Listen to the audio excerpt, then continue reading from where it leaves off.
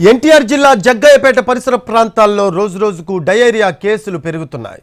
అటు మృతుల సంఖ్య 5కు చేరింది.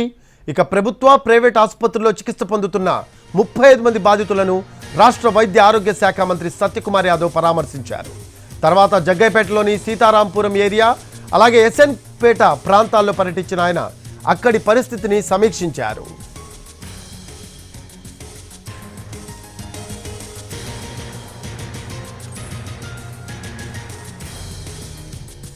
జగ్గయ్యపేట పరిసర ప్రాంతాల్లో 4 రోజులుగా డయేరియా కేసులు నమోదవుతున్నాయన్నారు మంత్రి సత్యకుమార్. స్థానికంగా నీరు ఎర్రగా వస్తుందనే అంశం మీద ఇప్పటికే సమీక్ష నిర్వహించామని చెప్పారు. పైప్ లైన్లు కూడా సరిగా లేవని, కాల్వల్లో నుంచి ఉన్న పైప్ లైన్లను పరిశీలించాలని అధికారులను ఆదేశించామన్నారు. ఇక ఆసుపత్రిలో చేరిన వారికి చికిత్స అందిస్తున్నాము అంటున్న మంత్రి సత్యకుమార్తో మా correspondent Ramu face to face. మనతో పాటు మంత్రి సత్యకుమార్ ఉన్నారు. ఆయనతో ఒకసారి మాట్లాడదాం. సార్, డయేరియా పేషెంట్లందరినీ కూడా మీరు పరామర్శించారు. వాళ్ళ దగ్గర నుంచి వాళ్ళు ఏం చెప్పారు, మీకు వాళ్ళ పరిస్థితి ఎలా ఉంది?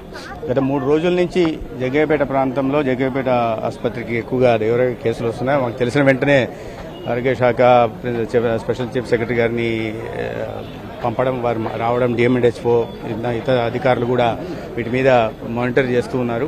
ముఖ్యంగా మక్కపేట, ఎస్ఎంపేట, జగ్గయ్యపేట మున్సిపాలిటీ ప్రాంతంలో కొన్ని చోట్ల 3 రోజుల నుంచి 4 రోజుల క్రితం కలుషిత వాటర్ వచ్చినట్టుగా తెలుస్తోంది. నీరు పచ్చగా రావడం, కొద్దిగా వాసన రావడం, ఇది కారణాలుగా ప్రాథమికంగా తెలుస్తోంది. పూర్తిగా చూడాల్సి ఉంది. ఎందుకంటే వీటిని శాంపిల్స్ కూడా పంపడం జరిగింది. 24 వాటర్ శాంపిల్స్ని, 11 స్టూల్ శాంపిల్స్ని కూడా పంపడం జరిగింది. వాటిని ఒకసారి చూసిన తర్వాత ప్రధాన కారణాలు ఏం తెలుస్తున్నాయి. కొంతమంది పానీపూరి తిన్నామని, కొంతమంది హాస్టల్ నుంచి వచ్చామని, ఈ రకంగా వివిధ కారణాలు చెప్తున్నారు. అయితే ఈ మాన్సూన్ సీజన్లో ఇటువంటివి వస్తుంటాయి. అందుకని ముందస్తు నివారణ చర్యలు తీసుకోవడానికి కూడా ప్రయత్నం చేస్తున్నాం. ఇటీవలే ఆర్డబ్ల్యూఎస్ శాఖ, పంచాయతీరాజ్ శాఖ, అదేవిధంగా మున్సిపల్ శాఖ ఉప ముఖ్యమంత్రి గారి నేతృత్వంలో ఒకసారి సమీక్ష కూడా జరిగింది. దాంట్లో చీఫ్ సెక్రటరీ గారు కూడా ఉన్నారు. అదేవిధంగా కలెక్టర్లకు, దానికి అనుగుణంగా కలెక్టర్లందరితో కూడా సమీక్ష చేసి తీసుకోవాల్సిన జాగ్రత్తల గురించి, ప్రజల్లో అవగాహన కల్పించాల్సిన విషయం గురించి, ప్రజల్లో ముఖ్యంగా వ్యక్తిగత పరిశుభ్రత, పరిసరాల శుభ్రత గురించి పాటించాల్సిన విషయం కూడా చెప్పడం జరిగింది. సార్, అయితే దాదాపు 35 మందిలో కూడా అందరూ ఒక ఎర్ర రంగు నీళ్లు వచ్చాయండి మంచినీళ్లలో. అందువల్ల మాకు ఈ రకంగా అప్పటి నుంచి వామిటింగ్స్ కానీ, విరోచనాలు, వాంతులు కానీ అయ్యాయి అని కూడా చెప్తున్న పరిస్థితి ఉంది. దాని మీద మున్సిపల్ శాఖతో కూడా ఏమైనా దాని మీద సమీక్ష చేయడం కూడా జరిగింది. 3 రోజుల క్రితమే సమీక్ష చేయడం జరిగింది.